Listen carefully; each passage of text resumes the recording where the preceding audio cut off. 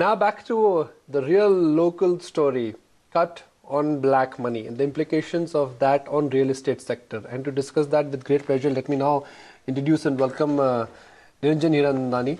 Niranjan, good morning. Thank you for joining us. Have you recovered from the deja vu moment? Because for the real estate sector, a lot will change. I mean, it's more than a nightmare. Well, you must understand one thing, that disruption is going to be a part of the world. It's happening in the US, it's happening in India, and I think it's a welcome change as far as India is concerned.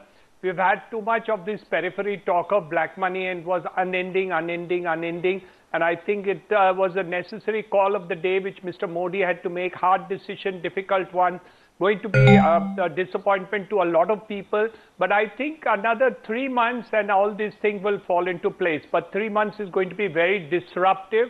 Not only about the real estate, I think the countrywide issues, there are so many things where the economy is running on the cash monies as far as that is concerned.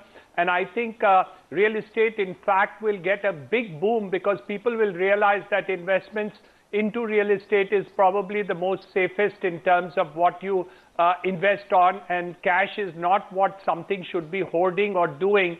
But the economy doesn't work on investment positions, but actually cash flows. And that is a little worrisome in the next 3 months. So I think 3 months is going to be a very difficult period, not only about real estate, but overall the economy to set itself right. But I think in 3 months' time, things should fall into place. Right. Mr. Hiranandani, morning. Disruption, yes, but what it also would mean is that there will be further correction in an already slumped out real estate market. Do you concur with that? No, I don't think so. I think, in fact, it's going to be the reverse because it will now bring in everybody into more transparency. Companies which have already become transparent over a period of time, the RERA bill now coming into place where all these transactions are going to be put on record. I think it's a movement already in that direction, which we have seen in the last 1 year. I do see there will be sectors of the real estate which would be in difficulty, maybe not in the main urban areas and stuff like that, but in peripheral areas or city 2 levels where a large amount of cash money transactions are still continuing to take place. Yes, there will be a correction over there, but I don't think it's going to last for too long. All these things will fall into place in 2-3 months, so it's a good thing. And a lot of corruption is there in the economy still at the operating level. And I hope to God that that gets corrected along with this because of the status of the cash, which is now going to be not looked upon in a positive manner. I think it's a good thing, but yes, it is going to be disruptive. This is what I feel, but I don't think there's a problem in terms of real estate, but over a period of time. Resale prices in secondary market are going to get impacted at all, Mr. Hiranandani? Of course it will. Of course, in the short run, there's going to be a lot of problems. So 3 months, you're going to see disruption, whether it's a big market or a small market or city market or other things, till people really find out that there is nothing wrong. Ultimately, housing demands are going to increase completely. And in fact, I think over a period of time, this is a very, very good thing which has happened.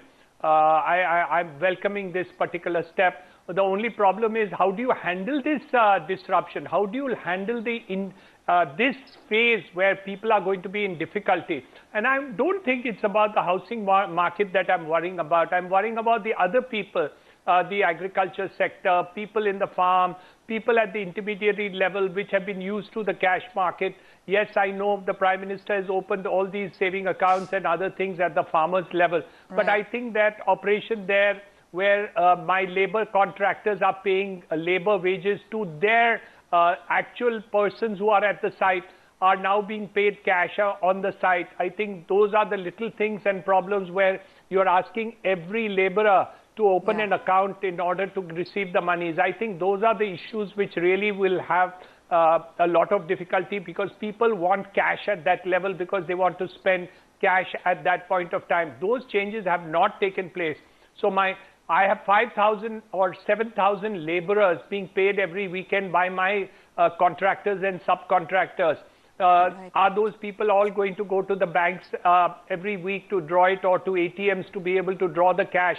I don't know. It's not happened till now. Hopefully that will also happen. So I'm more worried about those people rather than builders or somebody who's going to really be able to manage it much more easily. I don't see problem at that end taking place for a longer period of time.